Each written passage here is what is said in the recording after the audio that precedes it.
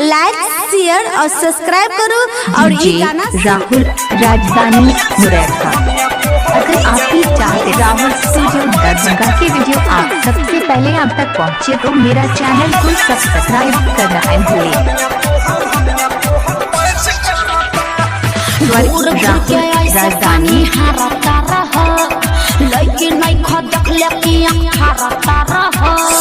तोरा लेखन अच्छी देखले हो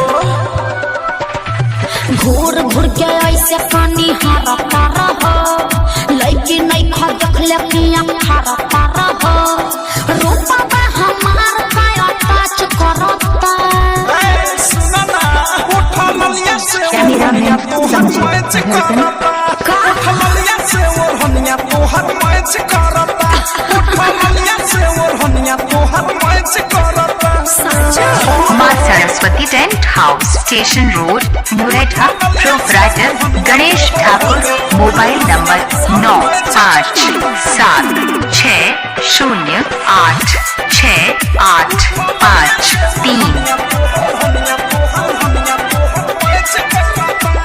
जवान भइलू उतने तोर डिमांड बढ़ता अरे सोनावा के पानी जैसे पानी चढ़ता अरे का दिक्कत बा कि नहीं कुछ अभी काच बनी कहली फेरा में जब पड़ो ना त मोतिया बिना ढाली दिला बसा दिल नहीं काच करता लागत कि जान ले राहुल राजधानी हनिया तो हर मैच करता अच्छा मलिया से वो हनिया तो हर मैच करता उठा मलिया से वो हनिया तो हर मैच करता Maa Saraswati tent house station road Muraitha.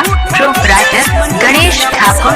Mobile number 9570868553। कभी तू अलता चला हो संजय राजधानी। पढ़ाई कला हो देखा आलतू फालतू बात मत बोलो तोरा के देख के छोटा जाता देविया फेस फेस देखे चला लाचा बीक की विशाल बच्चा चालीस से तू बच्चा अनुराग बादशाह नहीं बच करता अरे गजबे के मैच करता उठा मलिया से वो अगर आप भी चाहते राहुल स्टूडियो दरभंगा की वीडियो आप सबसे पहले आप तक पहुंचे तो मेरा चैनल को सब्सक्राइब करना न भूलें। तो हर मैच करता घूर घूर के ऐसे पानी हारता रहो लड़की नहीं खा देखले कि हारता रहो रूपा हमार काया टच करता डीजे राहुल राजधानी मुरैठा। हर मैच करता उठा मलिया से वो हनिया तो हर मैच करता उठा मलिया से वो हनिया तो हर मैच करता चला कुछ भी बोलते हो सच तो कह रहे हैं।